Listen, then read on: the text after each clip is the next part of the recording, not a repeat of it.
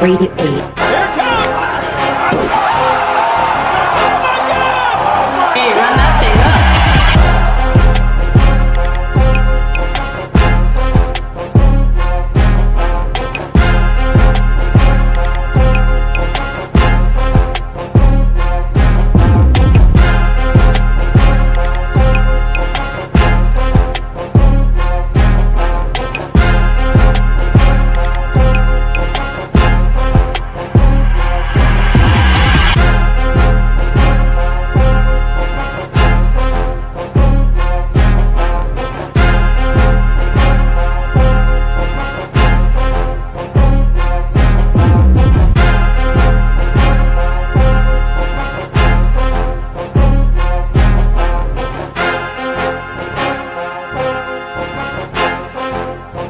Grade 8.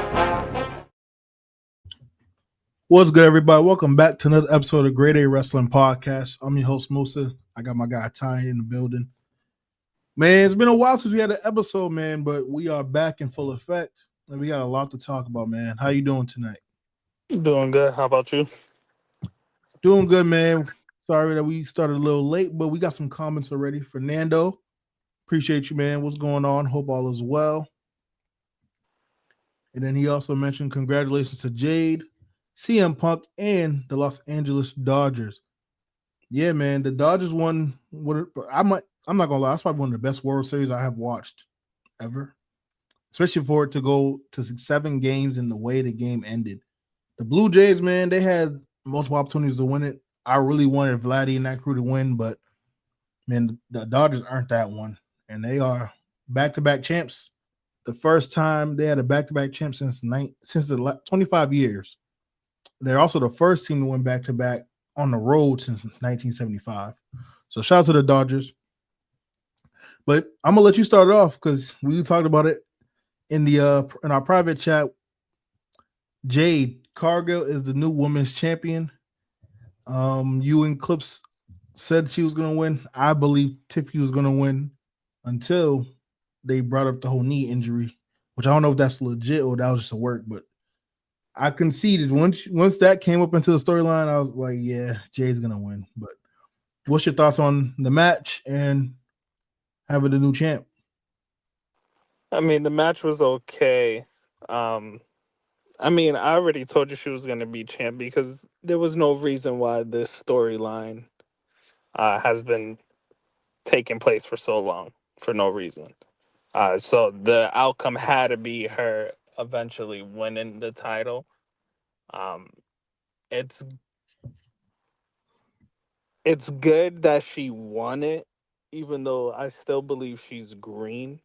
The only issue I see is now who's going to be her challengers. Oh, Nia Jax. And how are you going to book it? That's the problem. We don't want to see that again. So if you're going to keep repeating that, then it makes zero sense. So I hope this means this is a refresh for the women's division, especially for at least SmackDown. But I don't know. I have my worries about it. But yeah, I knew she was gonna win. It was actually good match. Probably one of the best ones they had together, honestly. I agree. But yeah, that's pretty much it. Yeah, I was able to catch most of Saturday main event. I did catch this match, and I said it in the group chat. This gave me Brock Lesnar, John Cena, SummerSlam vibes, like Suplex City all over again.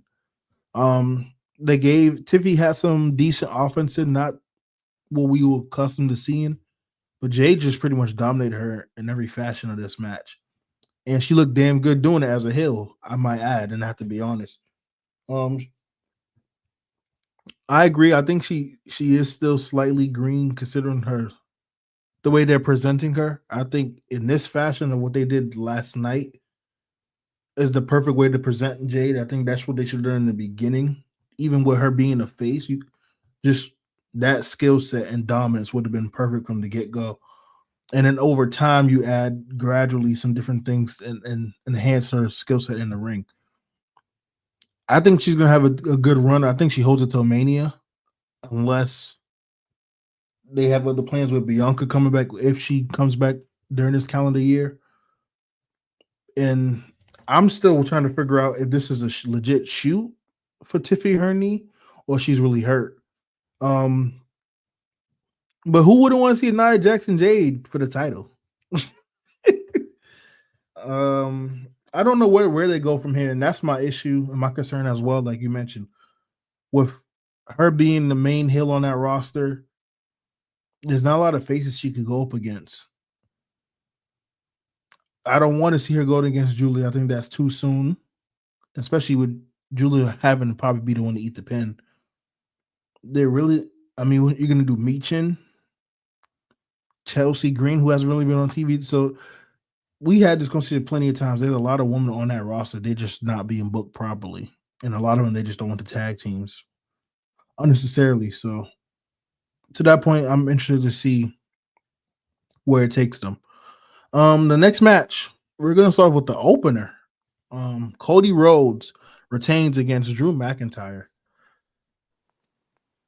This is probably their best match together, I will say. But what is your thoughts on that match? Because I have some things I want to get off my chest, but I want to hear from you first.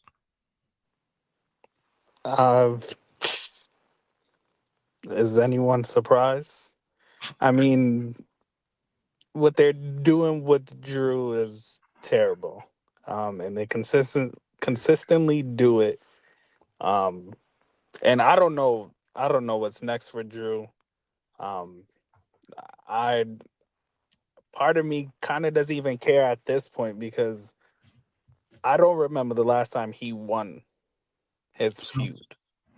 Yeah, Like he's won matches, but when has he won his feud? did he win? I'm trying to remember. Did he win the feud against Priest? The non-title one. I know they had a title feud going into Mania. Did he win that? That's probably the last one I could think of him winning clean, at least. But I could be wrong. I feel like Priest pinned him. It was a little back and forth, but I don't know. Would have to double check. But yeah, this is Super Cena. Yeah, this is pretty much it's not even Super Cena at this point because Cody Rhodes is just telling his own story and it's just like I don't know what's the payoff, what's the end game, who's gonna be the one to pretty much dethrone him.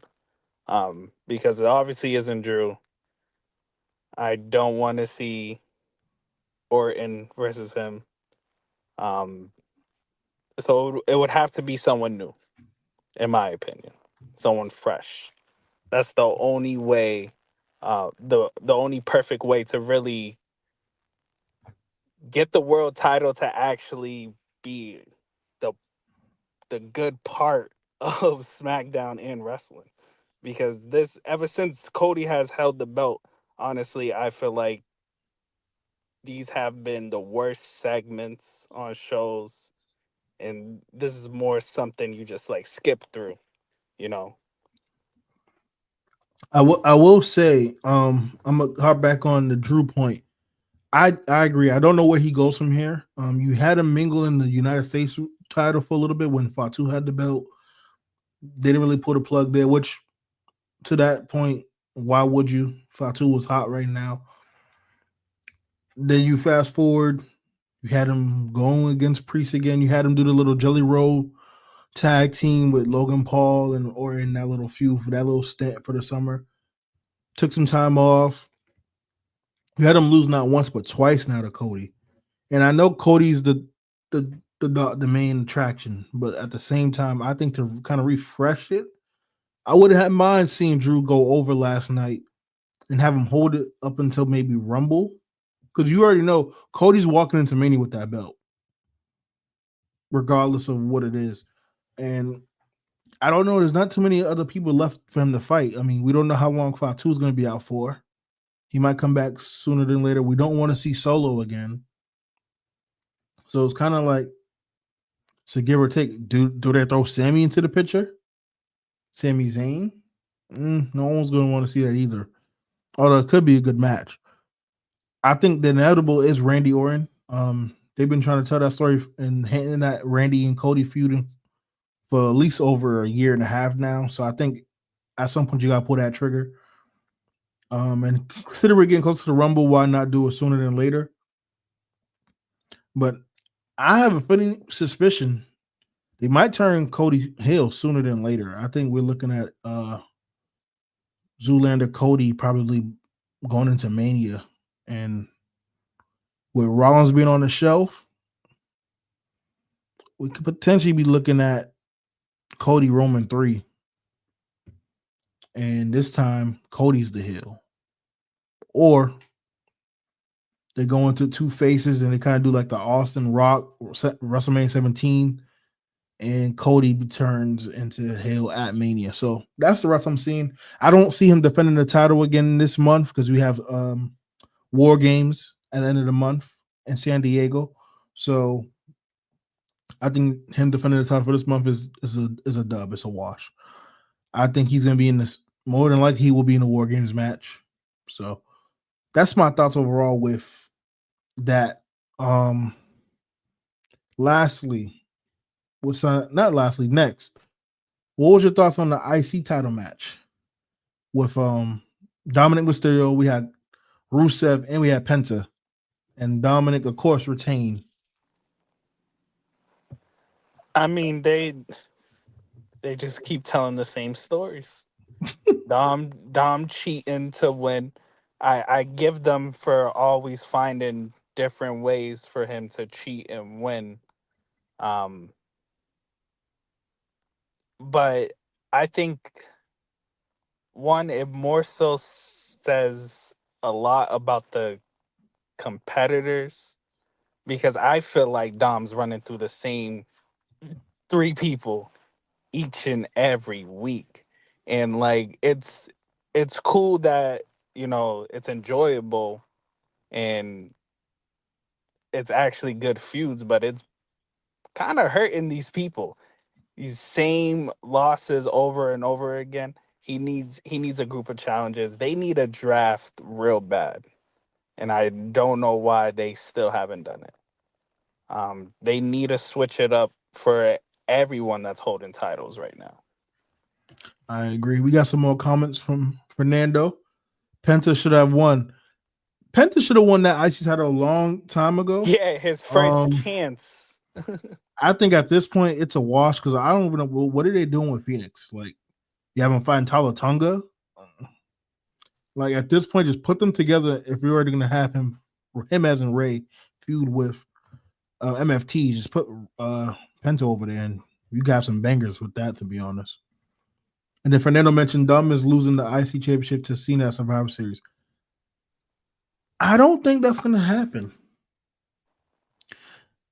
I think Dom, I wouldn't mind it so Cena could get the cycle, even though he really don't need it at this point. I don't see Dom losing that belt no time soon, at least in this calendar year. But with that being said, I thought the match was solid, entertaining. I love the whole Eddie spill he's trying to do, but he gets caught, and I think it was a funny moment where he threw the chair and tried to make it a DQ. But Dom, it's a triple threat match. There is no disqualification, so I thought that was nice. I thought it was clever with the bell, thinking having Rusev think he won the match. So I thought from a directive standpoint, the match and how it performed, it was really good. Yeah, Dom is running out of opponents. I don't know when, but I wish they can do this from yesterday. Can they just pull the plug on Judgment Day? It's gonna be refreshing to see, and you can have some new opponents for Dom right then and there. Matter of fact, you can even have him lose the belt to either JD or Finn. I don't care at this point. It's just something that's refreshing and something new to see in a reset. LA Knight, maybe, but again, they can't even book LA Knight right for the world title. So how are they going to do the same with the IC? So I don't know. I agree with you in the sense of it's a revolving door with the booking and the opponents, and they just need to do a complete 180. Maybe they didn't have so many El Grande Americanos, Could have Ludwig get the belt, but we'll see. Any other thoughts on this before we move on to the next match? Nah. I would say about the whole Cena versus Dom thing. I mean, at first, my initial thought would have been, yeah, he loses to Cena, Mm-hmm. but then he gets it back as Cena's final opponent. Um, but That's not a bad I thought. still, I still think he's such a overhill that he kind of really doesn't need it. And the fact that they're doing this whole tournament, to find Cena's last opponent is very interesting. So I I think they probably still do the match for the IC belt, just to sell the whole like he can be the Grand Slam, with the IC belt, but I don't think he'll win it. He'll probably lose to Dom.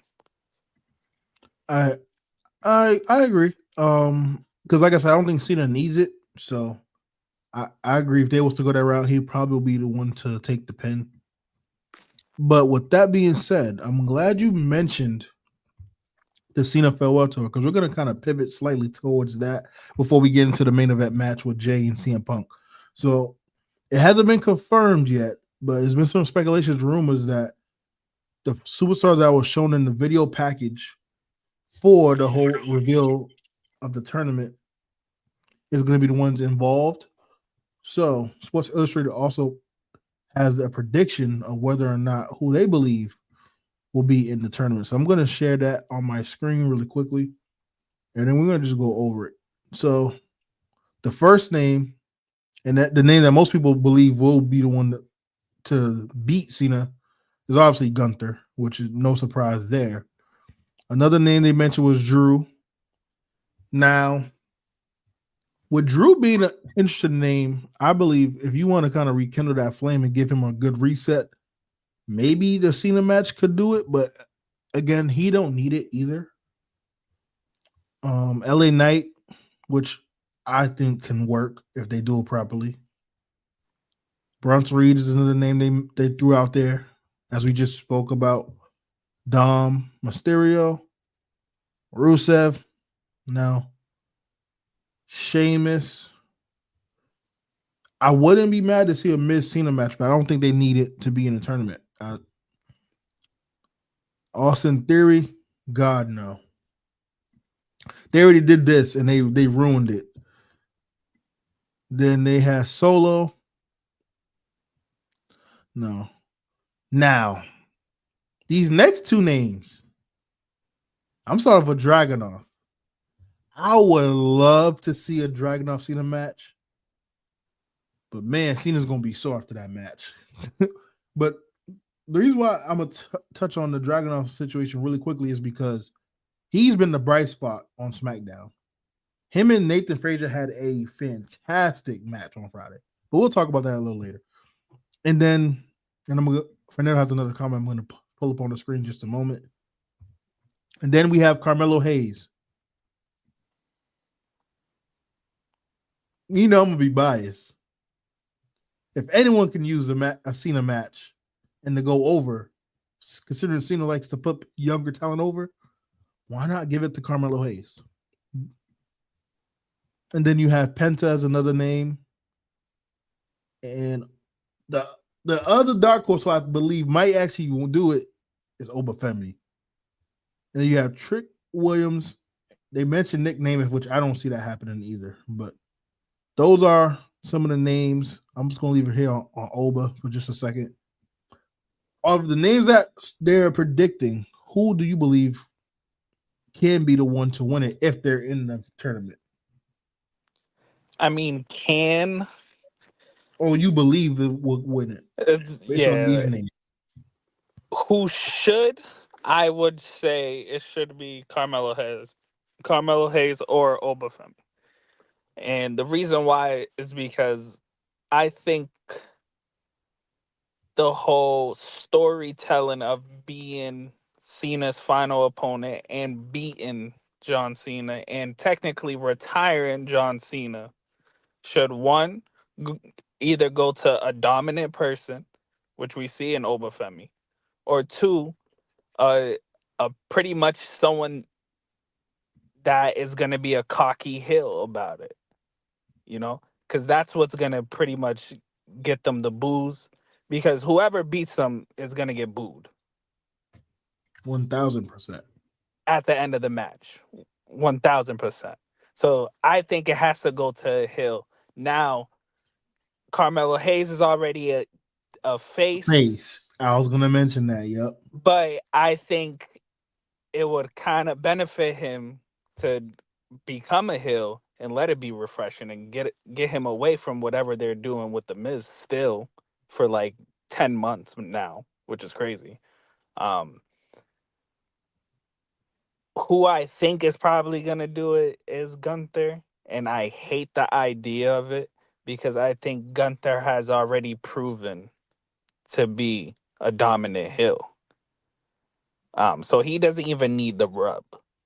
Dom, Dom, I can see, but Dom kinda also doesn't need it because Dom's teetering that baby yeah. face at There's this point. how much more heat can Dom get realistically? Let's think about it.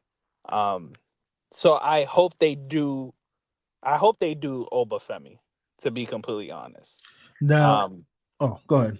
You can, nah, because I think if you pretty much show like a same style of like a Cena versus Brock Lesnar as Cena's last match, I think you're gonna leave the crowd like stunned.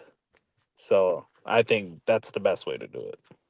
now, speaking on the Ober Femi part, just a question I was going to ask you and those watching. Make sure you like and subscribe to the channel. Do you prefer Obafemi as a heel or a face? 'Cause I thought he did really good with his face run as the champion in NXT, but also we cared to love him for his dominance as a heel also. So, what would you prefer him to be? A heel coming into the main roster or a face? Well, I mean, it really depends where he's going. Because if he goes to SmackDown, they're kind of turning Cody Hill, so he technically needs to be a face. Dragunov is more of a tweener. Um, but if he goes to Raw, I mean, you have Braun Breaker, you have CM Punk. He can be either or on Raw. Um, but I think I would probably prefer him. I mean, it's hard to say. I think either way, as long as they book it, should be good. Um, but I'd rather him debut as Cena's last opponent, pretty much. Even though he would be in the tournament, well, I mean, he could run through the tournament and beat Cena. So I don't know. Hear me out. So, because as you were speaking on answering the question, I was thinking about it. And like I said, Oba does a really good job of being either or tweener. If you was to introduce how I would introduce him to the main roster, if the plan is to have him win the tournament and go over against Cena in the final match, I was gonna say finale. I would turn him heel, and I'll put him on Raw. The reason being is because I would have him run through the tournament, and Fernando kind of just hinted at where I was going a little bit. Oh, no, he didn't, but that wouldn't be bad either. Him going at Brock. What I was gonna say was have him be a heel running through the tournament, have him destroy Cena in his last match, which will be a little hard because it's his last match. You will want Cena to have some type of arsenal offense, so I could see that being the case too. Nonetheless, have Oba go over. You already have Dom, like we just mentioned. Basically, he gets so much heat to the point where now he's basically almost a face. What perfect way to fully initiate Oba like you did in NXT, but after dominating Cena, go take the IC title off of Dom. whether he does it clean and dominant fashion like we seen Jay do last night against Tiffy, or even have, if you want to build on the storyline, have Judgment Day cost him the match. However you do it, slice it. That would be the perfect way to kind of establish Oba, and now you can kind of have an open challenge with the IC belt on Monday nights, where you have Dragunov doing the same thing with the US belt on Friday, and it kind of reestablishes what we grew up on with the mid card titles being the workhorse belt, establishing these mid card talents to eventually get into the main roster role. I mean, the main event scene. So that would be one of the ways I would kind of initiate Oba to gradually work him in if you wasn't trying to just put the rocket on him and shoot him to the stars. So that's kind of how I would go about it if I was booking it for Oba.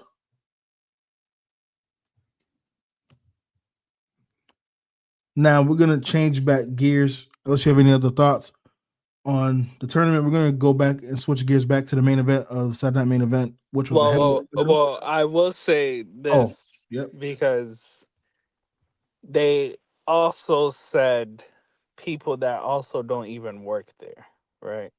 Jericho. So Joe Henry. Ah, So there's a I wouldn't be lot of mad at ways. that.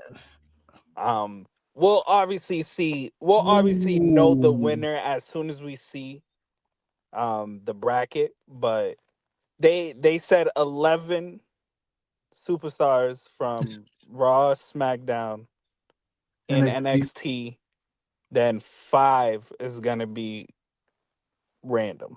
So you never know. So we'll see. Moose. Moose.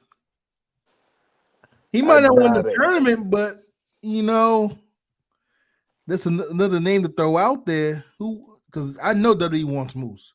They've been wanting Moose for a long time now. So Yeah, that'll be a interesting way, honestly.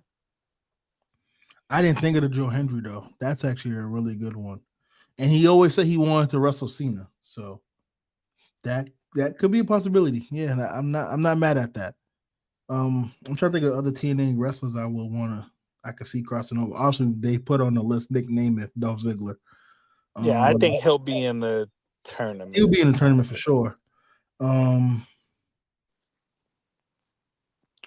do I want to put Leon Slater in there? I don't know if I want to put him in there just yet. I think he's doing good with the mid card. Um, Steve Macklin, no. I could definitely see Jericho being in it though, and I'm putting that whole gimmick. He doesn't work there yet, just to have him do the contract. But who knows? He might even get an Edge appearance, which I highly doubt, but we'll see. Moving on to the main event, we had Jey Uso versus CM Punk for the World Heavyweight title last night, and CM Punk went over and is now the World Heavyweight Champion. Jay had posted on his socials. He seems like he may be turning heel potentially. But what was your thoughts on the main event match? Uh, I didn't really like the match. I thought it was okay. Um, It's a good one, Fernando. I couldn't think of him. Yes. oh my god, Matt Cardona would do anything for that match. Um, yeah, I thought the main event was okay. Wasn't the best match of the night. Um, I already knew Punk was gonna win.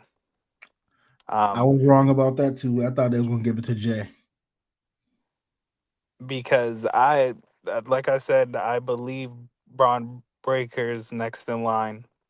So it would be perfect to tell that story with CM Punk and Braun Breaker, because pretty much you were trying to tell that story with the vision as a whole with Seth Rollins, but there's no Seth Rollins, so Braun Breaker can gain everything from that. And that's the best way to have your first world title win, defeating CM Punk, maybe even at WrestleMania. So you never know. Um, with Jay Uso, 100% has to turn heel. Um, What because does that mean for him? I don't know, the pretty much the way, well, the way they were trying to tell the story made it seem like he was gonna start cheating to win. Tell that little, little by little hill tactic, story. But I mean, 'Cause losing Punk. I mean, I don't want to see him cheat and win for a number one contendership. Then we get a rematch. I don't want to see that. So the best way, honestly, to turn them heel,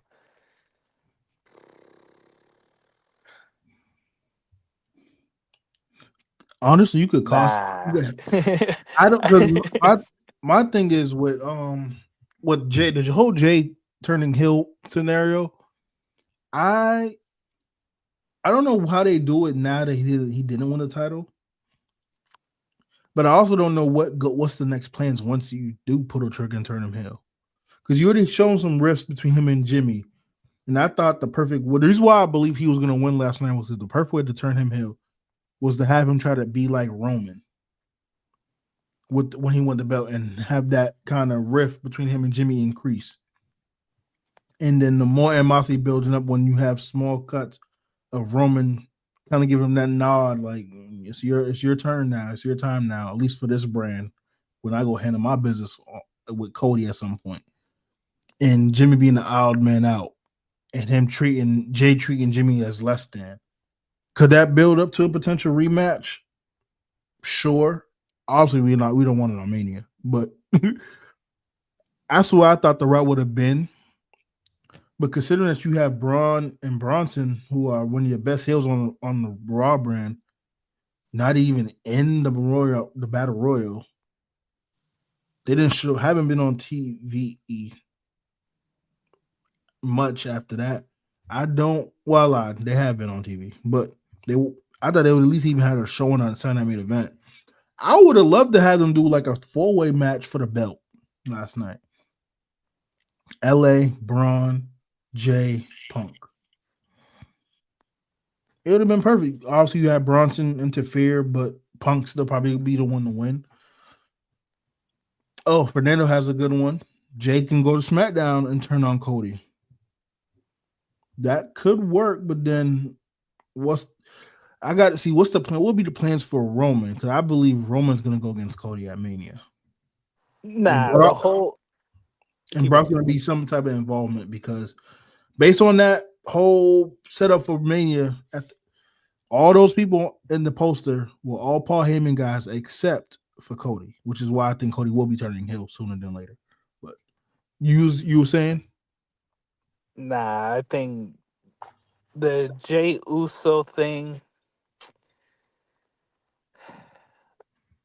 I mean, it's very hard to tell right now. I think right now, I hate to say it, they're probably gonna tell a story with his brother, him versus his brother for a little.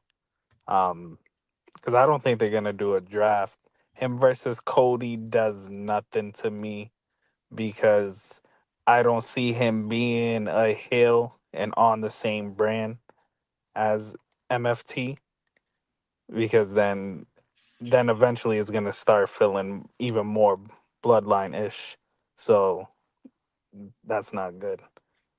So he's in a hard predicament. I think it's because they kept putting him in the main event even after he lost the belt. I think that was the issue. Because if you just told the story of him climbing back, it wouldn't feel stale right now. Mm-hmm. Um, but since you kept him in the main event and it's the same things every week, that's why I feel so stale. Um, Fair. That's fair enough. We're going to transition into our top 25 wrestlers list, but before we do that, I just want to give another shout out to Dragonoff because I have to emphasize how refreshing it's been since he's been back. And his absence was definitely felt. These last two matches he had on SmackDown, when he won the belt against Sammy and then the open challenge against Nathan Frazier, it's been the best spot on SmackDown as of late. And I said it to you in clips in the private chat. I just seen that video package they had for him. If we don't ever get a Dragunov Gunther Mania while they're in their primes, WWE has failed them. Because we know what they can do in the ring together if you tell the story in the feud. And you ain't got to tell much. You really don't when it comes to those two. We've seen what they did at NXT UK. They are a perfect night 2 main event Mania match. Because if you want that hard-hitting match, near falls, edge of your seat, those two together will make magic. You don't have to build them up to be like Austin and Rock. Sorry. But you can give them that spot, and I think they will be phenomenal. Obviously, that's not happening in Saudi next year, so we don't got to worry about that. But that's my thoughts. I wanted to just give them a huge shout out. Dragunov a huge shout out because he's been doing great since he came back. Well, that's the best way they should return Gunther, in my opinion. An open challenge. But the match doesn't start, you know. He just So you just sell the feud and slow burn it. I'd rather see that than Gunther in the tournament, honestly. I agree. Unless they're both in the tournament. Fair. So now we're gonna move right in transition into our top 25 greatest wrestlers in the last 25 years. The main event of the show. First and foremost, man, shout out to Bleacher Report for always making a great list. Ty, we kind of went over it off camera after the Pick 6 episode. So there's no surprises to you, but for those who didn't get a chance to see it, here is the list. I'm going to share my screen. So this was made last month. Shout out to Eric Beeston on the list. We heavily disagree, but shout out to you nonetheless. Here is the top 25 male wrestlers. They only did male wrestlers. Our list is going to consist of women as well in the last 25 years. So, without further ado, man, this is their Bleacher Report's official list. Some honorable mentions. Bray Wyatt, of course. You have Kane, which I was surprised to see that. Big Show, can make an argument. And then you had Dolph Ziggler, Goldberg, Matt Hardy, Rob Van Dam, Christian, Sami Zayn, The Miz, Sheamus, and Chris Benoit. Now, 25, we had Kofi. I'm going to speed through this really quickly. Kofi was at 25. We had Booker T at 24. They had Kevin Owens at 23. Dean Ambrose at 22. Cody at 21. Then at 20, you have Stone Cold Steve Austin. They then had AJ Styles at 19. Batista at 18. Shawn Michaels at 17. Jeff Hardy at 16. Eddie at 15. And at 14, they had CM Punk. Now, at 13, we had Triple H. 12 was Brock. 11 was Edge. 10 was Daniel Bryan. 9 was The Rock. Then you had Seth Rollins at 8. Kurt Angle at 7. Undertaker at 6. Chris Jericho at 5. Ray at 4. Roman Reigns is at 3. Randy Orton at 2. And of course, recency bias, but most people would probably will. John Cena was at 1. So that was Bleacher Report's list. Now we're going to get into and make our own list. So I have the spreadsheet here, and we're going to jump right into it. We're not going to waste any time.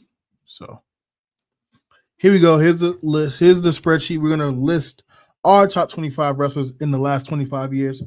And this list will include women as well. So, without further ado, man, we're going to get right into it. Let me just grab my charger. So, Ty, who you think will be on our list at 25 for the best wrestlers in WWE only the last 25 years? Charlotte. Ooh. That low? I'm joking. I'm joking.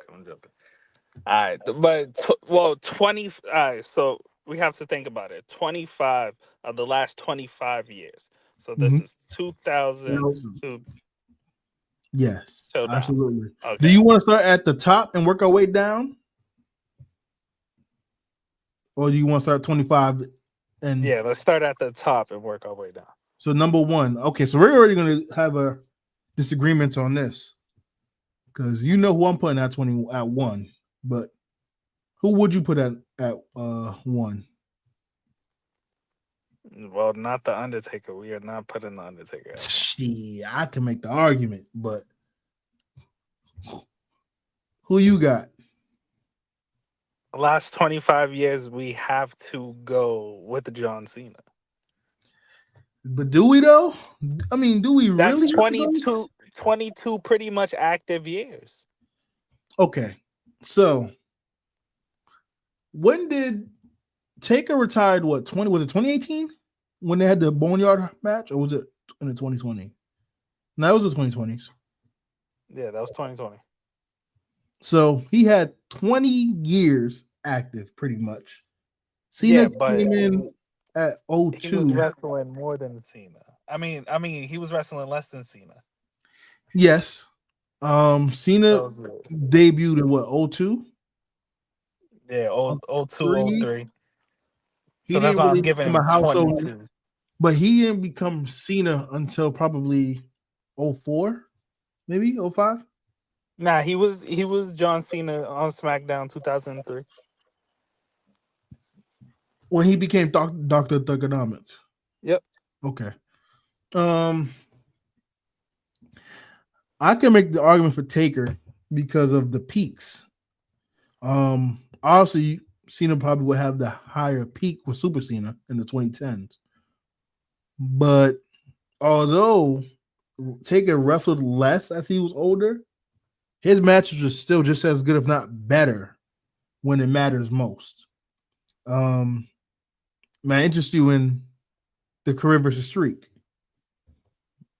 What about WrestleMania 25? Those two matches alone, I think, is probably the best matches out of the two between Cena and Taker. When you're comparing the careers, obviously Cena has the world titles. Who do you think had the better storyline matches in that 25-year span? I mean, are they? Does Cena have anything better than what Taker did with Shawn as far as storytelling? Storytelling. I mean, because we could go match quality too, but I was trying to help you out a little bit and stick to just the storytelling, because the match quality, I don't think Cena has a match. I don't think John Cena has a match better than what Taker and HBK did in 25 or 26 Mania. I mean, if you're giving that 5 stars. All right, we could go Taker 1, then we could go Cena 2. No. I will concede. I'll put Cena there to be fair. But I'm saying it could be an argument made for Taker. But I'm cool with the consensus putting Cena at 1. For 2. Now this is where things get tricky. Because yes, I just made the argument for Taker for 1. And Fernando would agree with Taker being 1 or 2 here. I'm not sure. This is the argument you could even put HBK on this list, or at least in the top 5 realm. But how would you feel with Taker here, or it would be someone else you'll put at 2? Oh, Fernando said Taker at 1, like I did. Okay. So I think consensus will probably put him at 2 here then.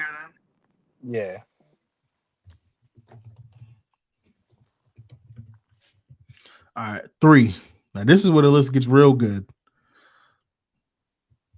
Who would you put at 3 in the last 25 years? I have someone, but I wanted to see if we kind of agree or disagree. At 3,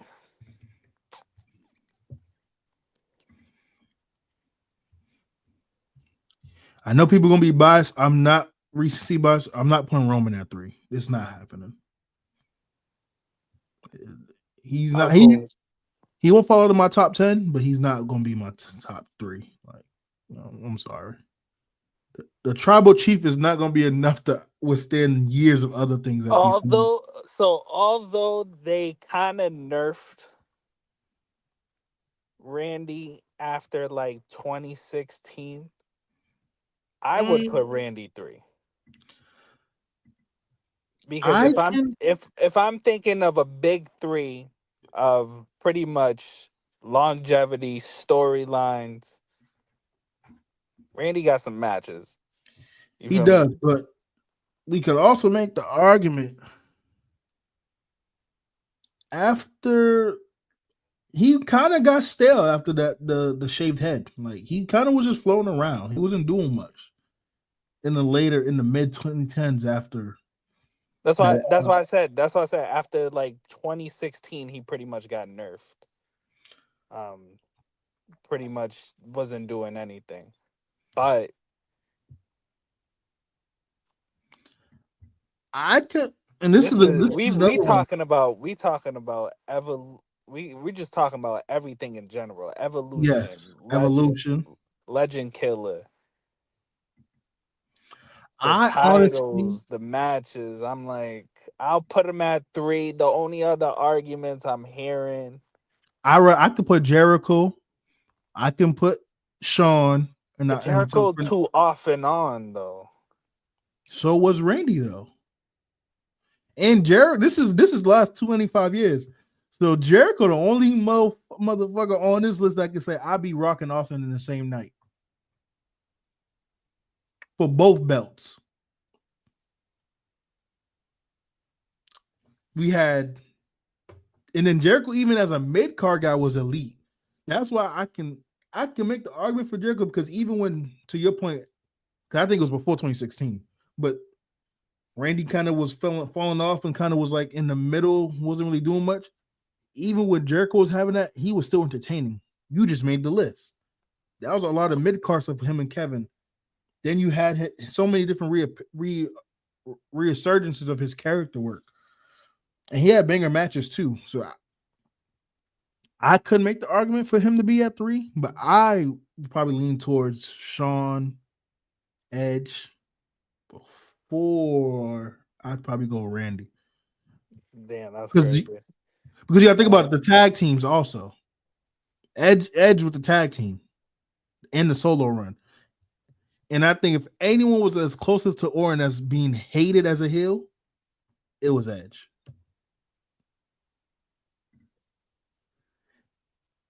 Edge made Randy rated. Okay, so that's okay. But I think the rated RKO can go hand in hand. So I think if you go Randy here, Edge is probably not far behind. But I also still want to make sure we give love to Shawn Michaels because this was peak Shawn. This was the best of Shawn Michaels was in this 25-year span. Um,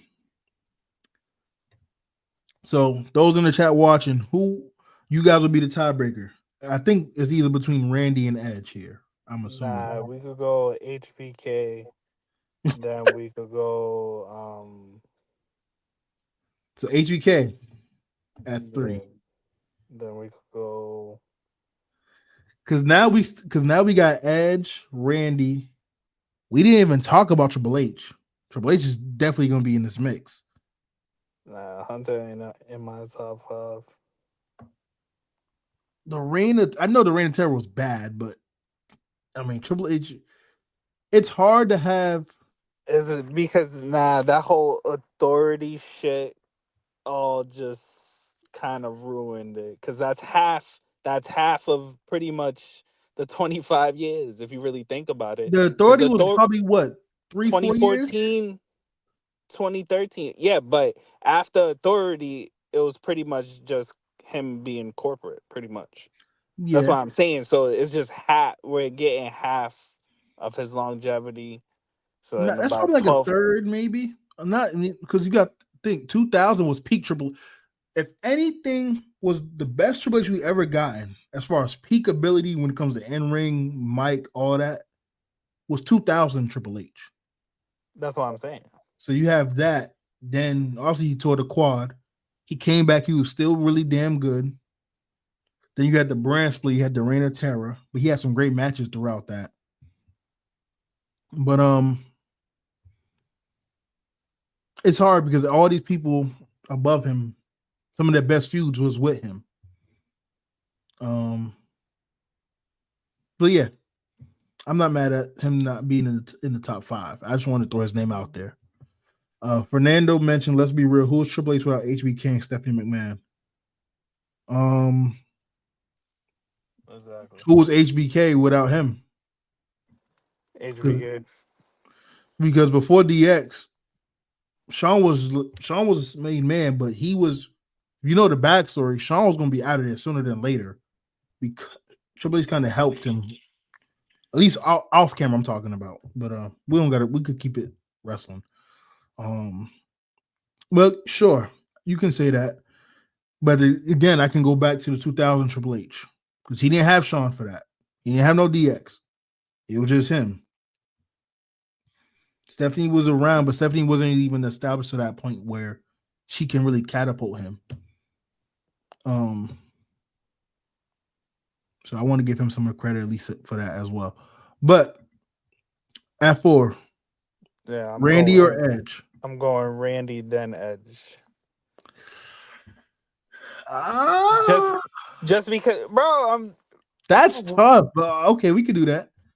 I will go Edge because of the tag team.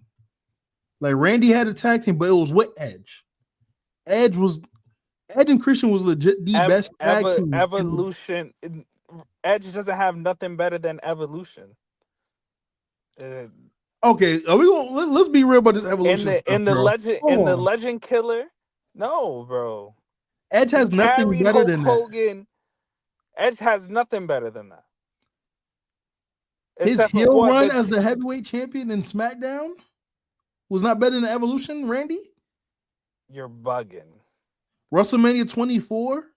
You mean the same heel run that Edge was supposed to beat the Streak?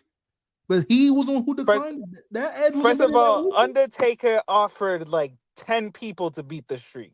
They all said no, so that's nothing. That's not what I heard. I only heard about Edge.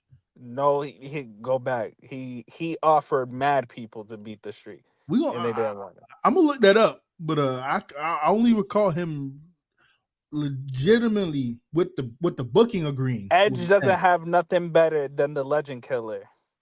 I don't know, man. I think that Hell Run was better.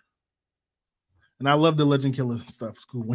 Mick Foley's a strong man. I don't care how much acting we do. I cannot let him spit in my face.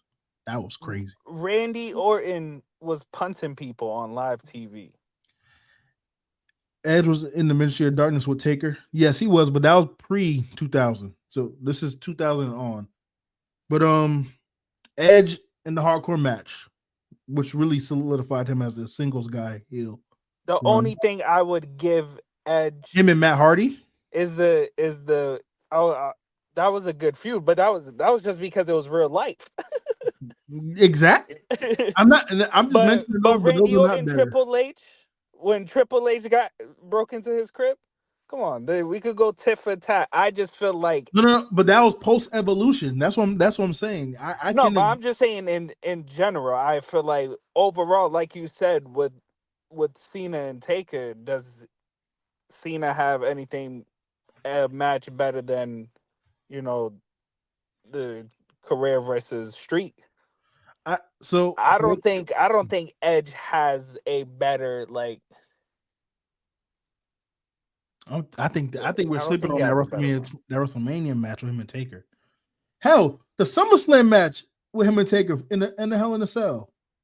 Now, Orton and Taker at 21 was fucking phenomenal. So I can't. And that was the Legend Killer.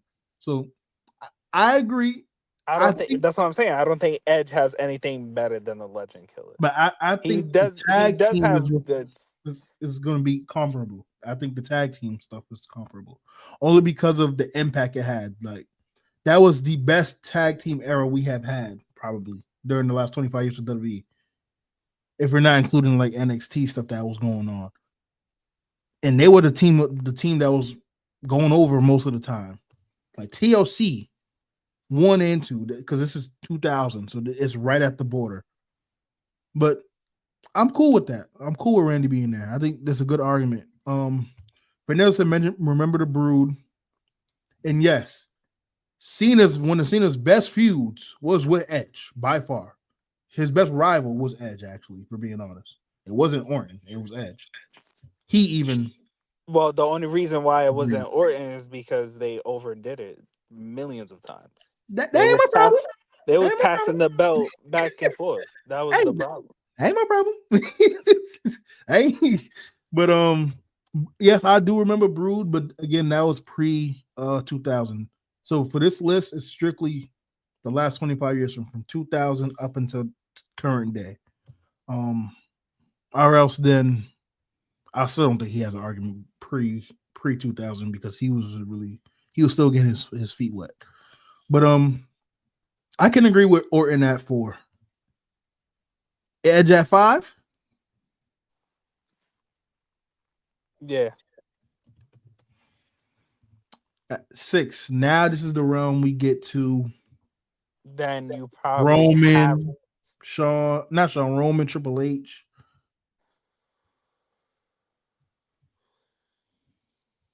Is this too high for a Roman? I'll go Chris Benoit, bro. Really? Nah. I don't know. He's making the 25, but he not up here. I would go here. Oh yeah, I forgot I'll Jericho. probably go Hunter. Triple H over Jericho? No. We'll go Jericho. We'll go Jericho has done everything. Literally everything. That's the crazy thing. Now that I'm saying it out loud, there's nothing he did not accomplish in WWE. Tag championships, United States. Wait, did he get the United States title? He did. He did actually. IC title, which I think he's the record holder. I think Miz broke it. But if the Miz didn't break it, before the Miz, it was Jericho who hold that title the most times. He is Money in the Bank because he's the one who had the idea. Although Edge, Punk, others have won it, he has yet to win it and never probably will at this point. But yeah, I'm not mad at Jericho being there at this part. Now we're at 7. We have Roman, Hunter, Ray, Mysterio, Kurt Angle. There's a lot of names you can put here. Seth Rollins. Yeah, okay. You don't think Seth Rollins deserves to be in the top 10? No. I disagree with that. If we put Roman in the top 10, Seth has to be top 10. Well, Roman might be 9 or 10. So I'm not pulling Rollins. I'm not. So who we got here at 7? Triple H? Yeah.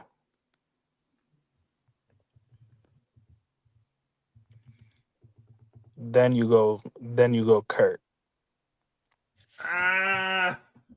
So Kurt Angle's not top 10? Not over Roman. I don't know if he's over Roman and Seth. I don't. What? All right, bro. I don't. Because if we talk about the last 25 years, the longevity's not there compared to those two. Because he left in 06, if I'm not mistaken. Or was it 05? Still a good 5-year run. But is his 5-year? But that's what I'm saying. Is his 5-year run better than Tribal Chief? No. No, but it's better than whatever Seth Rollins had. I don't think it is. I don't. Other than the Shield, that's about it. The authority pre ACL MCL injury Rollins. Nah, the Authority was on a run. Like if I'm being honest, especially when he beat Cena at SummerSlam, he was just losing matches. I don't know. Pre-injury Rollins was one of them ones. Then even what he's been doing the last 6-7 years, I don't know. It's hard for me to put Kurt over those two guys, considering the longevity of their stint in WWE. That's the only reason. I would even put Brock over them because of, and Brock has better longevity than Kurt because of his stints. Yeah. All right, so we'll go Roman, then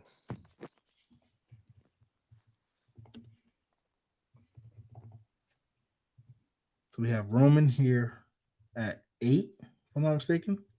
3, 6, 7.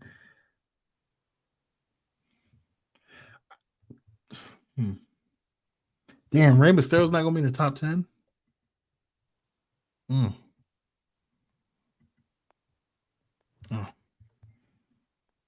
Would I put Rey over Kurt?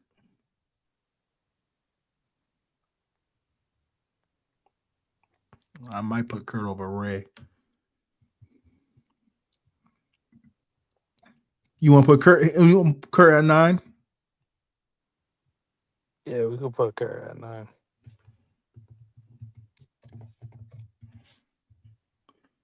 I Slick might have Steph at 10.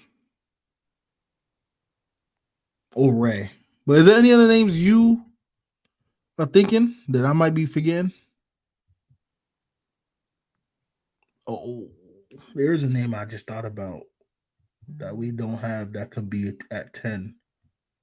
I want to hear what you think.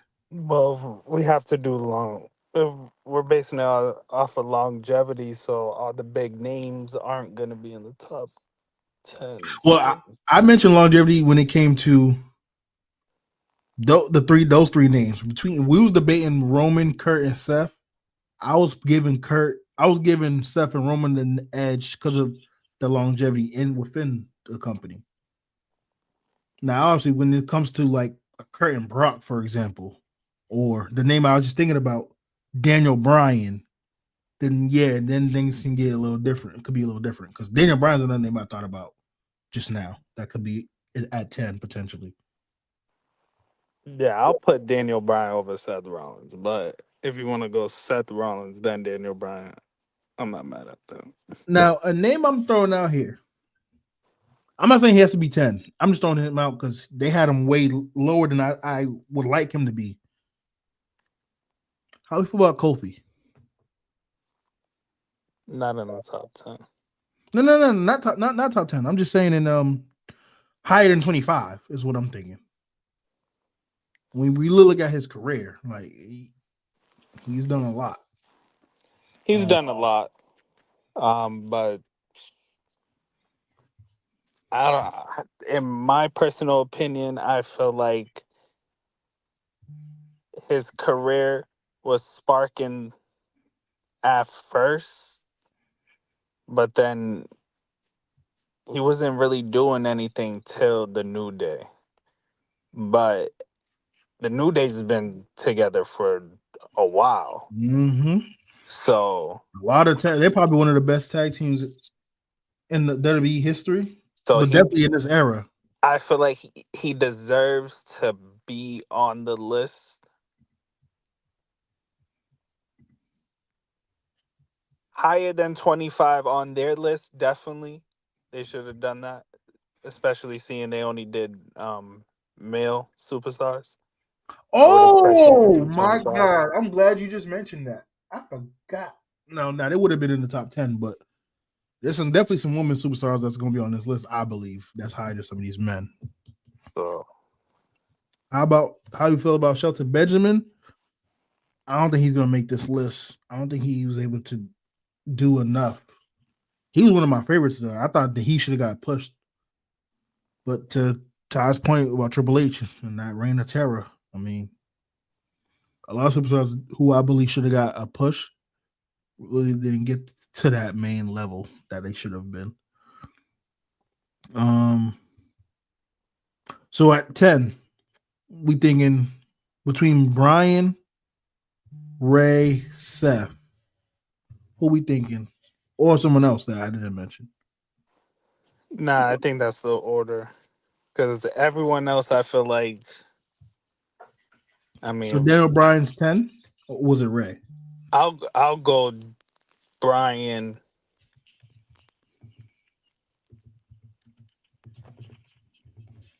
Seth, then Ray. Because let's be honest, after that whole Cena crime on Monday Night Raw, Rey Mysterio hasn't really done anything since, you know. How can we forget But the famous feud with Batista? but that's what I'm saying. I'm like, but everything before that was amazing. So we got some RVD and Jeff Hardy names that got thrown out. I think Jeff Hardy is for sure going to be on this list. I just don't think the top 10 was going to be where I was going to put him, at least for my list. But he's definitely going to be close. Because I don't think he has enough singles run compared to these other top 10 guys. Like there's just levels, and I don't think he was. Now, fan favorite and peak for sure. Jay's Uso's probably the closest thing we get to Jeff as far as the branding and all that stuff. But accomplishments, I don't know if I'm gonna put him there yet. One name that should be next that we didn't mention yet, Brock. I think this is the appropriate time for Brock to get on this list.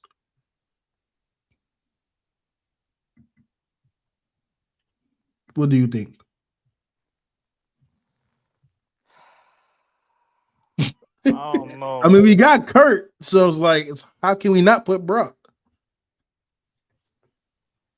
Because what has Brock done better than Kurt Angle? The streak.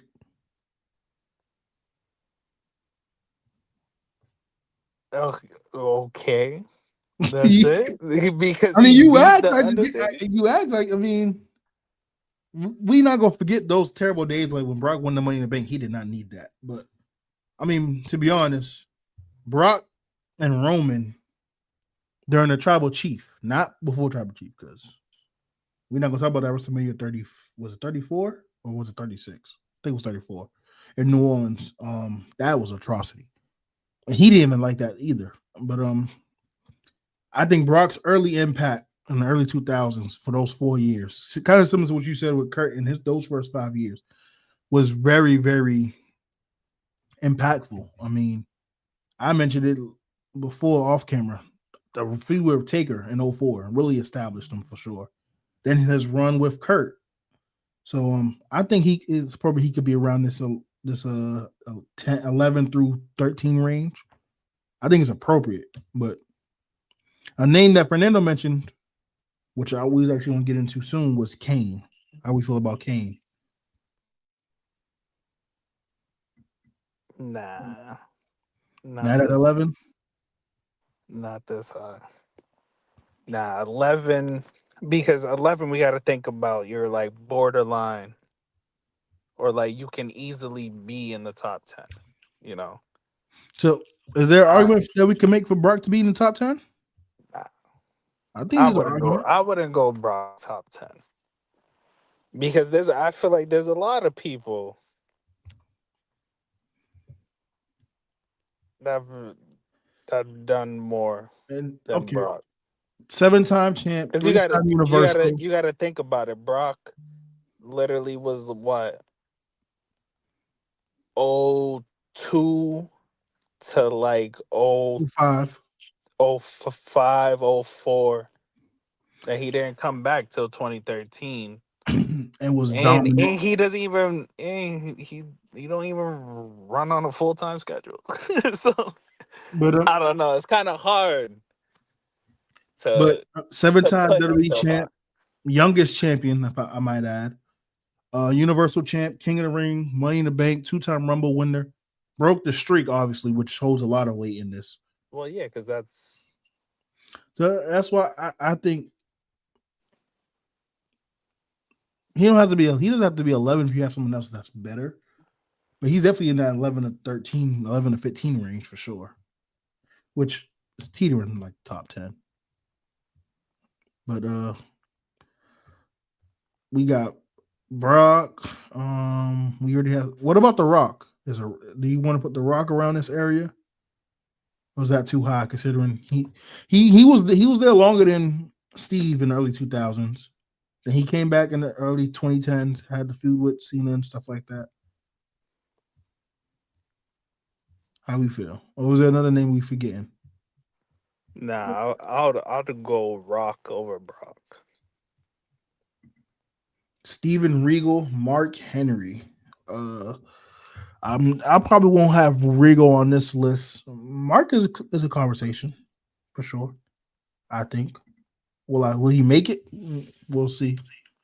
So we got The Rock. Would Brock be next? Or are we still not holding off on Kane? Nah, I'm not holding off. Yeah, we could put Brock next then.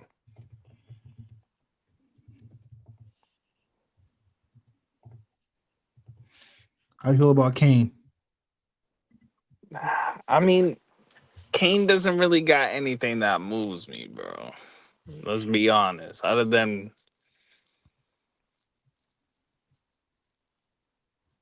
I don't know. How we feel about AJ Styles, CM Punk? I'm gonna throw out some women in a second. Actually, I just wanted to get some of those names out the way real quick. Actually, Obviously, we got Eddie Guerrero, Jeff Hardy. damn. I would go.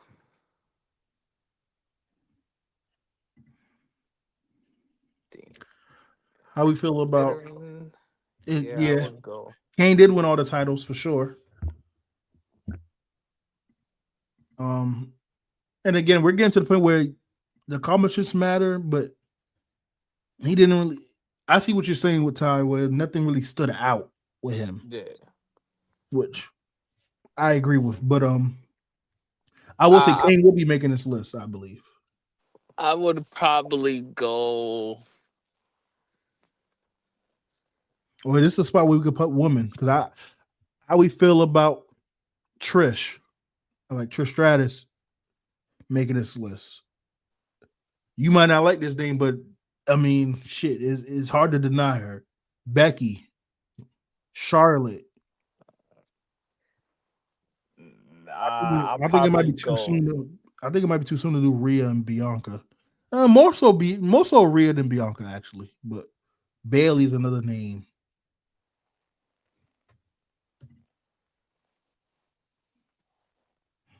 I don't know. I'll probably go Punk right here.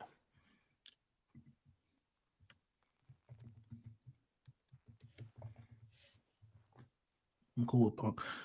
All right, now I'm torn because I think a woman should be at this spot at this point. That's hard to say under the names. Probably Batista would probably be another name I think of, but even then, I don't think so. That I'll put over the likes of some of these women that I'm thinking that I just mentioned. How are we feeling about Becky and Trish? I think those would be Becky, Trish, Charlotte. Those would probably be the first three I'm thinking of.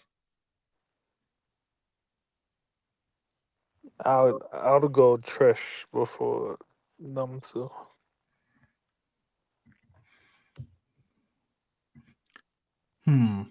Trish 2000 to what? 08? Was it 08? 07? Even Lita. Another name I'm thinking about is Lita too. Nah, you gotta think about it. 25 is I don't know. There's a lot of names. I think Trish Stratus is not bad. 1, 2, 3, 6.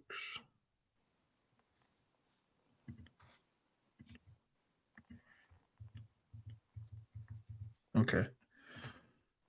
Ooh, we losing spots sooner than later.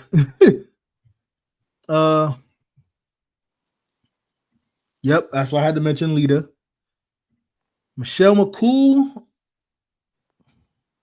I don't know. I don't think she makes it. I don't think she makes the cut. I think Becky and Charlotte should be next. It don't matter the order, but How you feel about that? I mean, I'm just trying to think of other names. Female or male names? Well, I'm trying to think of the male names because I don't want to put I did mention them AJ three Styles. straight. And there's a name we're I forgetting. mentioned AJ. I mentioned Jeff. We still haven't put Eddie on the list, but obviously, due to things that got cut short, I probably would slight Becky over Eddie for Then, unfortunate reasons. then we probably gotta go to Becky right here. Then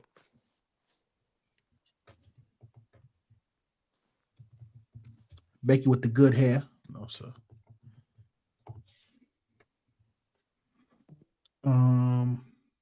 Next, who we got? Charlotte. If we looking at it from with Cena, for example, with the championships, it's hard not to have Charlotte. well, that was my argument for Cena and Taker because in that case, I would have done Randy number 2 if we were talking championships. But Main evented WrestleMania. One of Becky's best feuds was with Charlotte. Charlotte and Rhea at Mania 39, one of the better matches ever. It's hard to deny Charlotte. I'm not gonna lie. And now her little tag team run.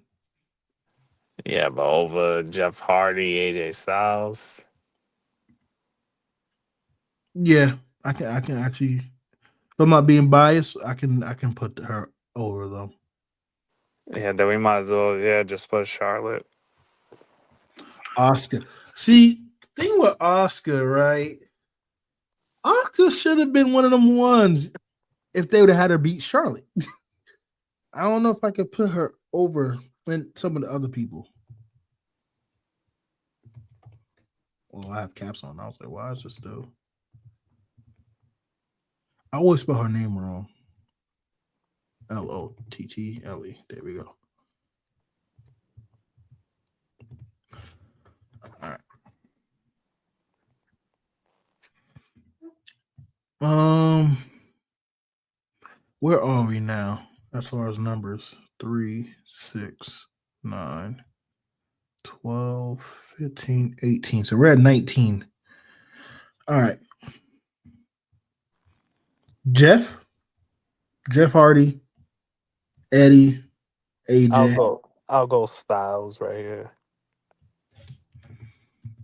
We still don't have Batista either. Yeah, but Batista. I'm just throwing names out there. So Kane's another one. Batista, a name that deserves to be talked about.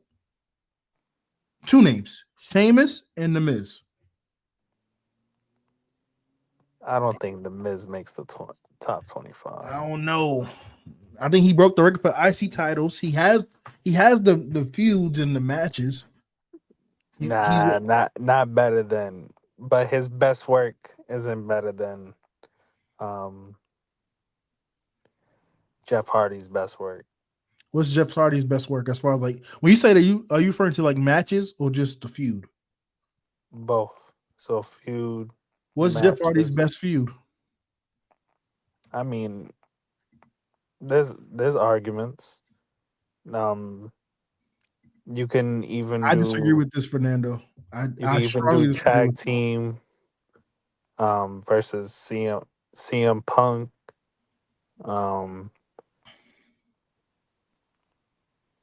I mean, when he came back, him versus Samoa Joe. I don't know. There's a lot of stuff. I don't know. I mean, like Miz's best work.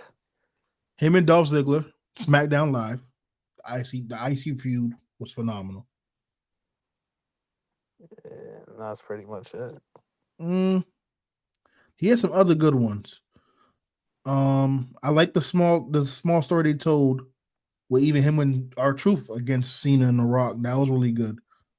Obviously the WWE championship match was not good at Mania, but he still main evented and won. So I mean, he's a Grand Slam champion. He has some good. Him and Morrison as a tag team was really, really good. Had a good run.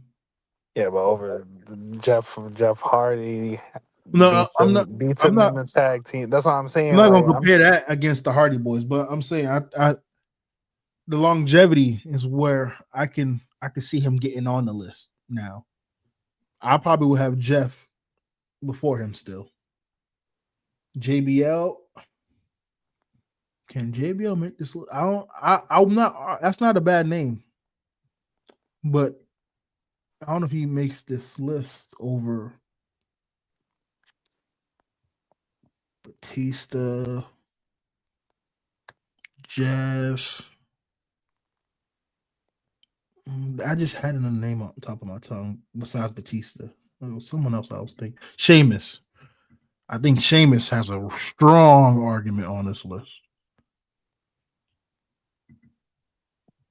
Would you want to go Jeff here?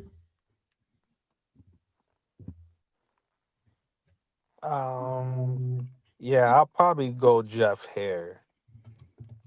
Then I mean Batista I think we can. needs to make the list. So I'll probably put Batista above Jeff, but I'm cool with him right here anyway for the sake of time. So where are we at now? Let me make sure. So we should got be at like 6, 21. 12, 15, 18, 21. So we're at 22. 3 Yep. spots left. Yeah, Sheamus? So the final three, I would say. We still didn't even put Eddie on the list. I just thought about that. Eddie's not even on the list yet. Yeah. So the final three, I would say my final three would probably have to be Eddie, Sheamus, and So does Booker T make this list? I mean King This Booker, is a good question. King Booker honestly is one of like the We didn't even tiers put gimmick. Kofi on this list yet either. Yeah. Yeah, actually, so we probably I that's my three. Sheamus, Eddie, Kofi. That's my three. Sheamus, Eddie. Oh no, I think Booker's on this list. Yeah, but I mean Booker left 09. But Booker T from 2000 up until that point was. Yeah, but Triple H buried him. So we But only he really came in. got He came King in as Booker. he But came in King as a Booker, WCW champion. but King Booker, I'm with you because King Booker is a top gimmick, and he not only held the not that heavyweight much title. people got better gimmicks than that. He not only held the world heavyweight title during that stint, he also had the U.S. title in that stint too. Yeah, but Kofi has held everything. He has, but WCW champion, Intercontinental champion, United States champion, Hardcore champion, Tag champion, Eddie King of the and Ring. Booker pretty much have that same longevity, low key. If you really think about it, I mean, Booker probably has like 3 extra years on top of How would Eddie's you longevity. feel? I mean, We haven't mentioned Dean Ambrose. We haven't even mentioned Cody Rhodes. Cody's not making my top 25. You got to think about it. Cody, not even his current run. Cody was a tag champion, Raw and SmackDown before. Yeah, but I don't care about the And title. he was great as Intercontinental champion. Yeah, that's the only thing. Like Cody can make The best the best thing Cody has done was bring the white belt. bring the white IC belt. I don't know. It's That was hard. the It's only hard to thing. deny Cody.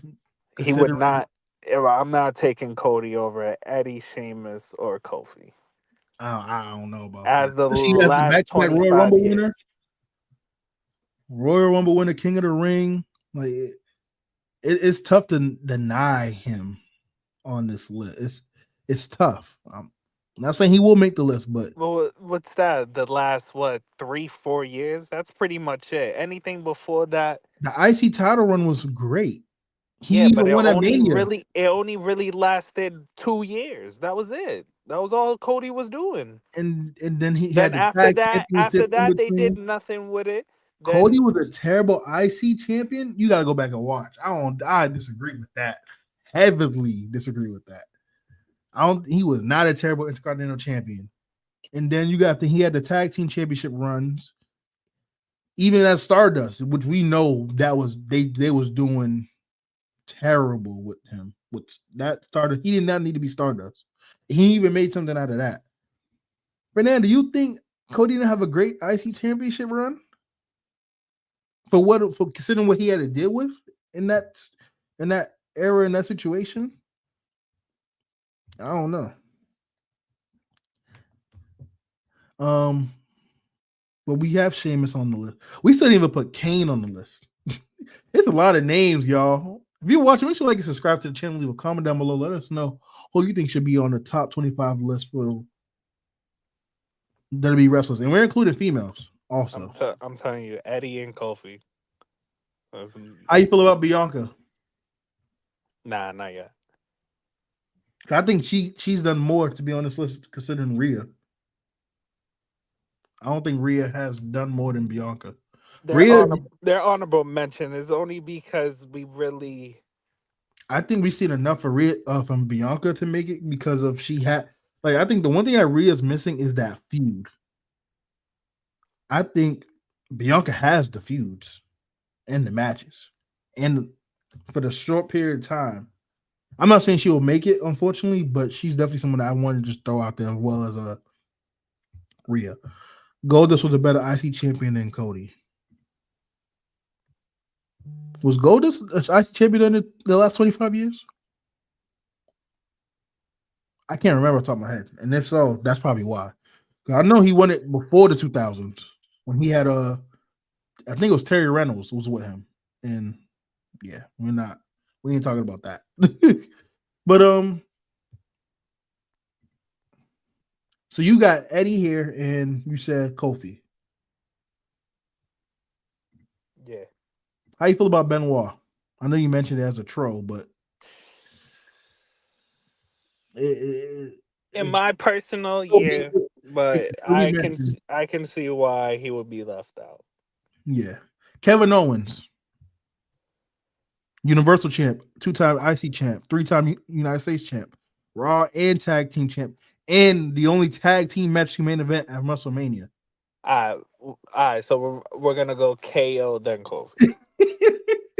I wasn't trying to convince you otherwise. No. Because this is why I was pausing for so long when we was going through Trish, Becky, and Charlotte, because I'm thinking of all the male superstars. I just want to make sure there's not a glaring name in my mind, because I would put Kevin Owens right here, but I'd argue he should be a little higher.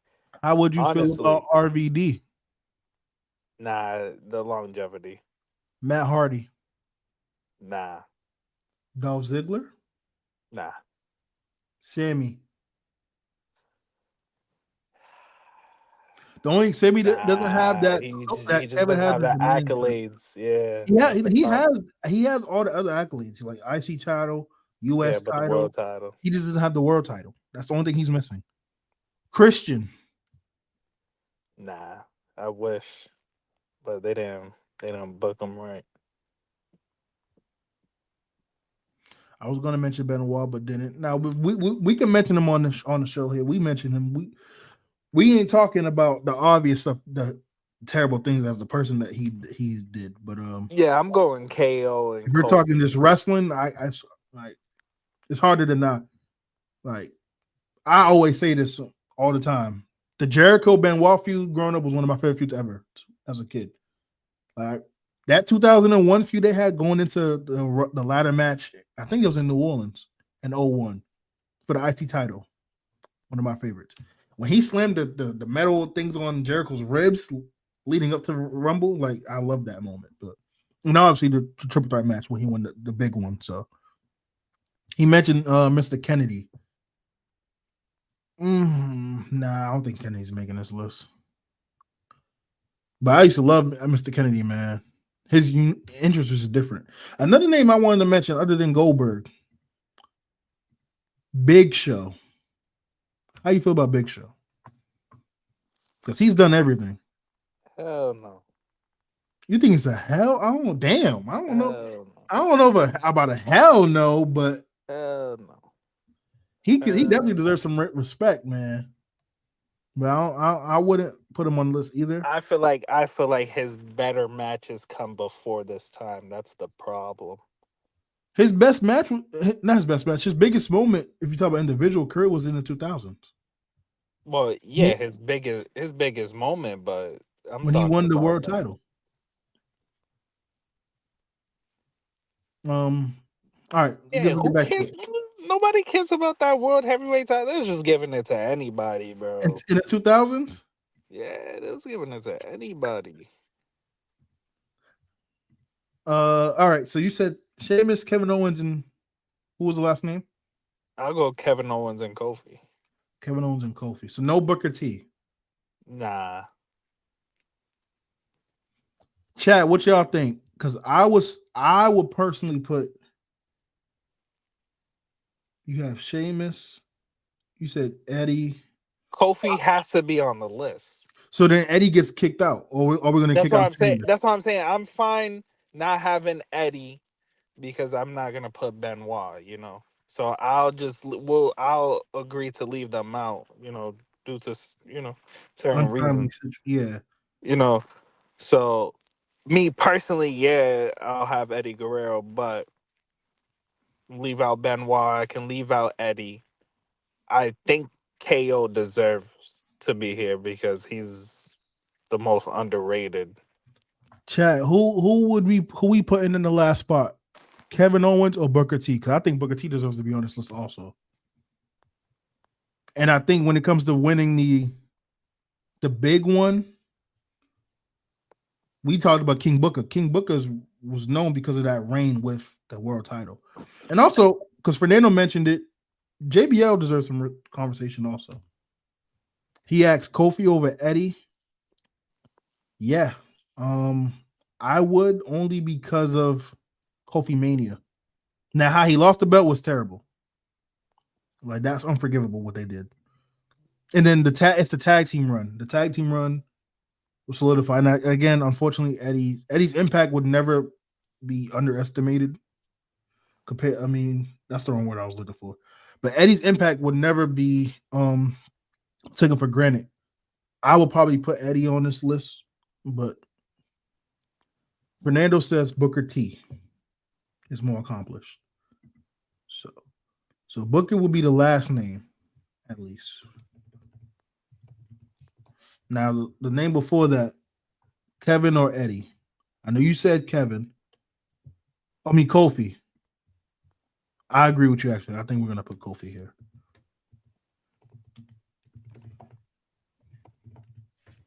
So that is our 25. I actually think it could have been more women than just these four. But I forgot about Lita, but we'll leave it here.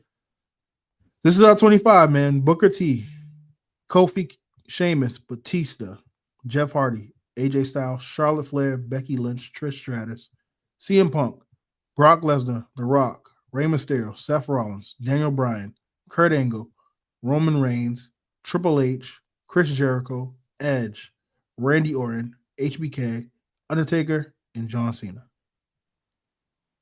That is the 25 right there. Let me know your comments, questions, concerns, thoughts on the list. Fernando, yes, you mentioned it as I did. He walked into WWE as a 5-time WCW champion. That is right. But unfortunately, WWE's because the last 25 years we're only going to count the one reign he had going in with the belt. But I agree. And no, actually, I take that back. What I just said because they mentioned his accolades as a WCW champion already, tag team champ, also. So definitely. So yeah, that is going to be our list. I'm going to stop sharing the screen, and we're going to get ready to wrap this show up. But right before we do, I did have a blind ranking, superstars only list for you. And this is not in order of as far as like finishers, entrances, things like that. Just the superstars itself. So the first name I have, and we're gonna do 5. I was gonna do 10, but we're gonna just do 5. So the first name I have is Cody Rhodes. Is this It's 1 through 5. 1 being the best, 5 being is this past and present? overall. So yes, That's what I'm saying. Like past included, yes, all time. So Cody all Rhodes. time, Cody, I'll put him at 4. Ultimate Warrior. Put Ultimate Warrior at 3. I was not expecting that. Okay. Yo, Ultimate Warrior. I thought he was gonna be 5. He's, big roared guy, but he was doing his thing. You know what? He made all this simple stuff so over, So like, first of all, he was one of the first people to have his entrance over. By the way, Yes. so how we love Jey But his Uso match right now. not that good though.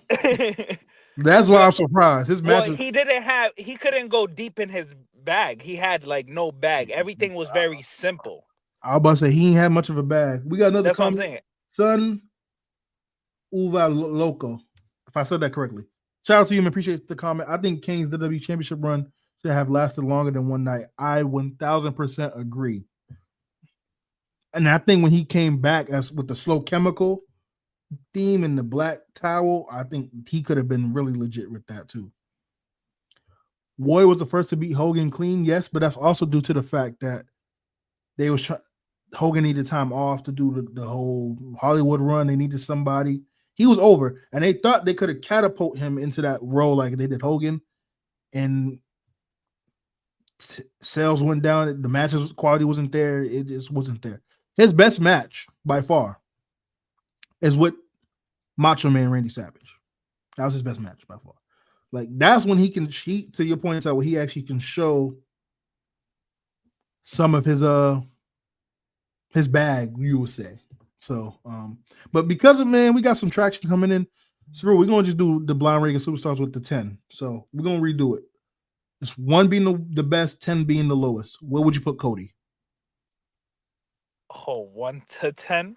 Yeah, we're gonna just because we got some viewership coming in, man. All so right, so I'll still put Cody at 4. 4. And where would you put Ultimate Warrior? Since it's 1 through 10, now I'll put Warrior at 6. 6. Real quick, someone another comment. Least favorite belt design. The tag titles, the bronze ones. Yeah, the penny belts. Yes, the penny belts those were terrible. I mean, you can throw in the 24/7. Yes. Universal. I'll be honest, the titles now is very lazy. Universal, when it first came out, was terrible. Besides, like, I would say the World Heavyweight title and the Women's World Heavyweight title is really nice. The tag titles look really good. I wish the red ones, the Raw ones, a little bit better design wise, but like just putting the big WWE logo in the middle of the belt, I think that's lazy to me, to be honest. But yeah, definitely the penny belts. Maria, welcome back. Nice to see you, man. Not nice to see you, but thanks for tuning in, man. We appreciate the comment. She said Cody should be at 7. Okay. I put Cody above Ultimate Warrior. That's just me. But all right, next name. Yeah, I'm gonna give you this name now. Ricky the Dragon Steamboat. I'm going in my bag for this. Women's also on this list. I'm not gonna discriminate. So just put that out there for you. I'll put Steamboat at 7. Steamboat 7, not Macho Man. Steamboat 7. You have Cody at 4, And what do you got? Ultimate Warrior at 6. 6. Okay. The next name I have for you, Mickey James. Ricky 9. belongs at 5. Mickey at 9. Okay, Mickey James at 9. The next name I have for you, Chris Jericho. 3. Damn, Maria was right. I put Cody too high. The next name I have is I think I'm gonna give you another female for this one. Liv Morgan. 10. Okay, 10. Next, I have on the list. Hey yo, Scott Hall.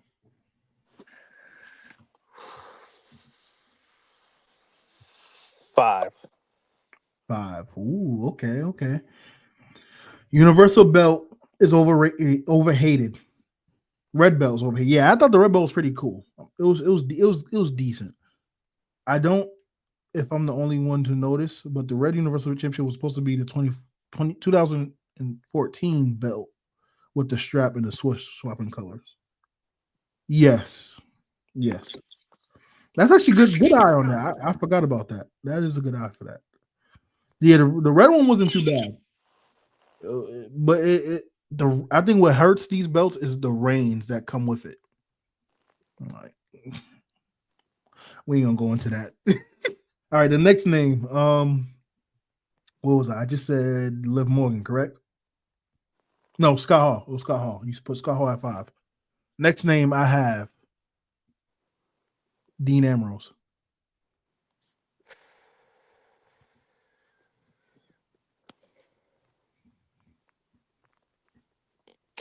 Damn. Yeah. I know I was gonna get your ass on this. That's exactly why I did it the way I did it.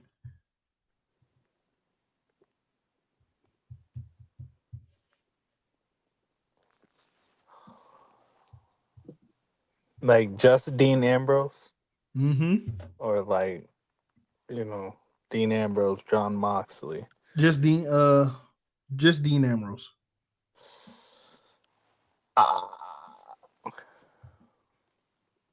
Who remembers John Cena's prank call? I actually don't remember that.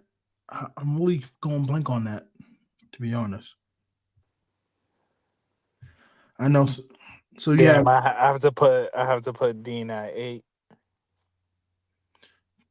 Okay. So we have Dean at 8, Scott Hall at 5, Cody at 4, Jericho at 3, Liv at 10, Mickey James at 9. Mickey James at 9.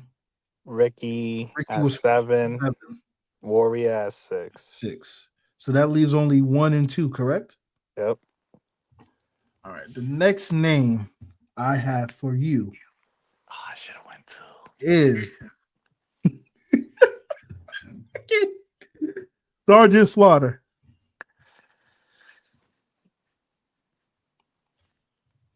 Two. Okay. Yeah, I should have put. So do you want to know who's your number one superstar? I told you I had to go in my bag for this. Eugene. Repo Man. I'm with it. Repo Man at number 1. Quick story. He also is the real superstar behind Repo Man was Smash. He used to play Smash and Demolition in the 90s and stuff. So, but yeah, man, I had to go in my bag for that one. Another comment we have: what is the best WWE entrance to you? For me, it's all the King's entrances.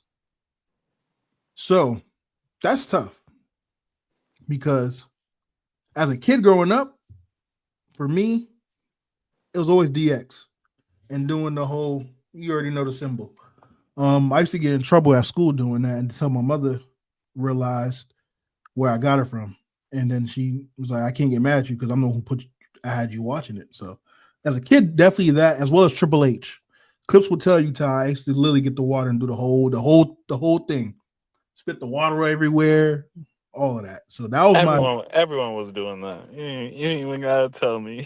so that was my little gig growing up. But for me recently, now that I'm going back and the nostalgia's hitting, and I got a lot of some of the theme songs on my phone that I listen to when I try to go work out, do something to get me motivated.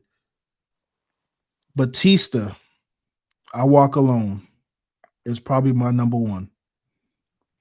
Because now actually listen to the words and now that I'm older, like, yo, that gets me into a whole other mindset to get whatever I gotta get through, I put that song on.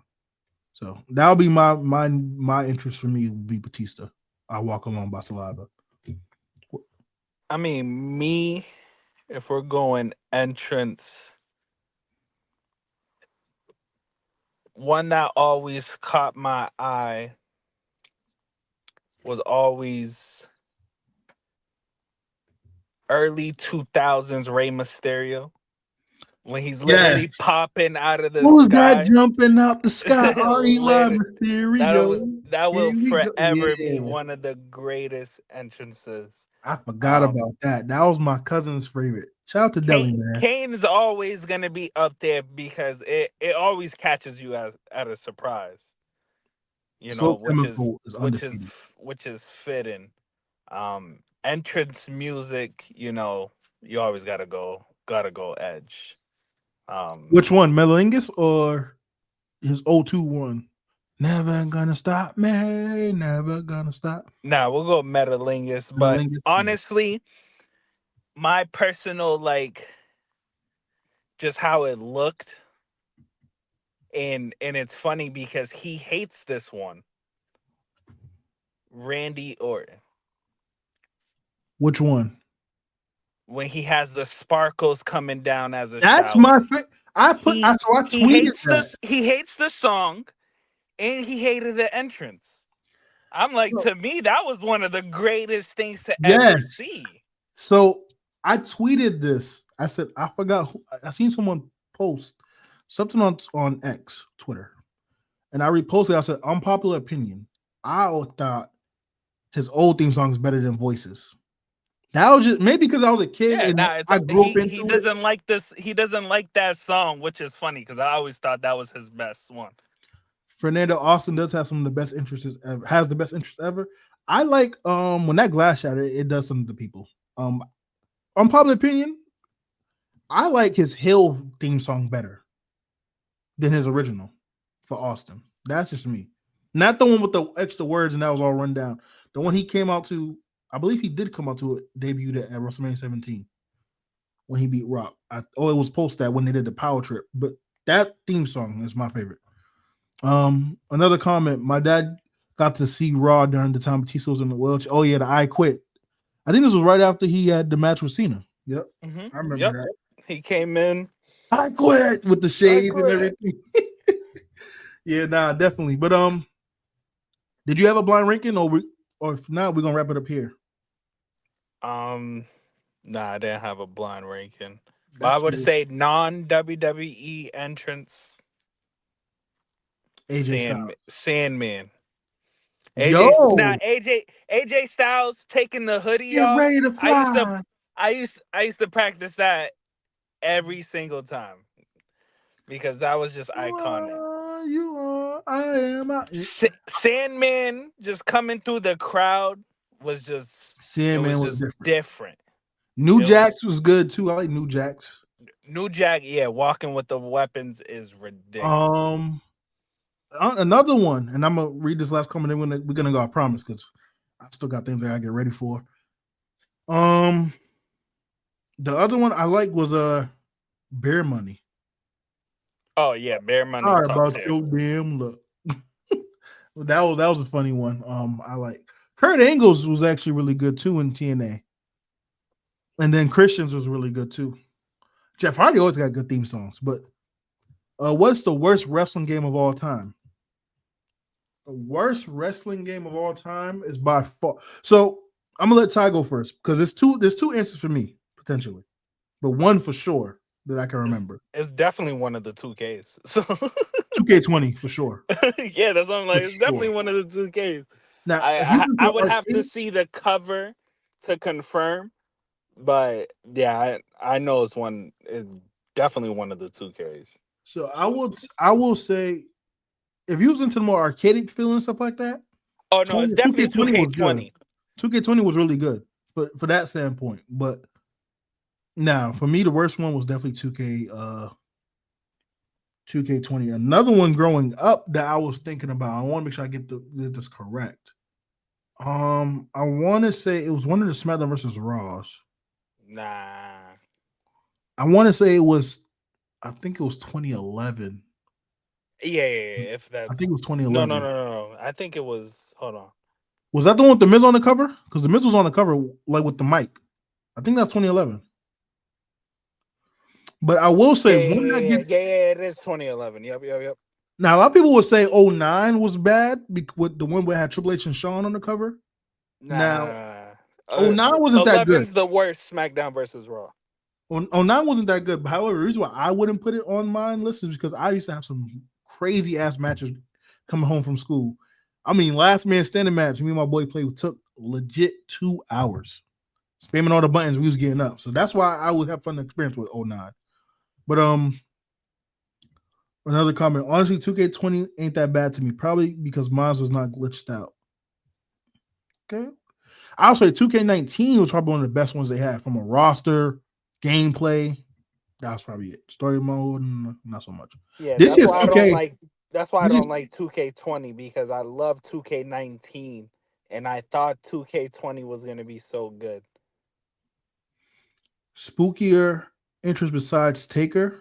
Oh, Bray Wyatt. Sure. Yeah, Bray Wyatt. I will say it wasn't an entrance. Oh, Aleister Black's that shit's NXT fire.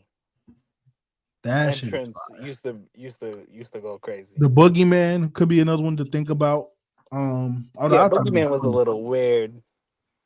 Abyss had a weird entrance. I will say this.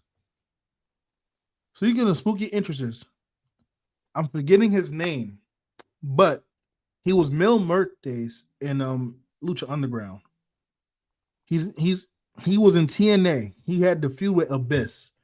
When he used to chew on the barbed wire, he had like the clear all white eyes. Yep, I remember. His interest was kind of crazy because he was chewing on the barbed wire and stuff. But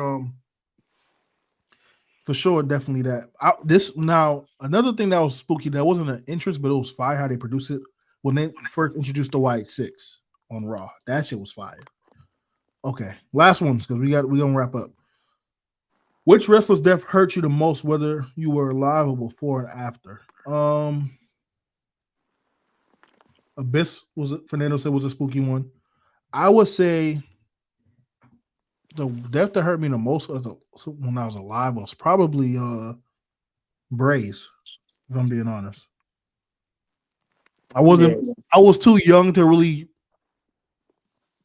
be in tune emotionally with the Eddie death, and also Ben Walls too until we found out what happened afterwards.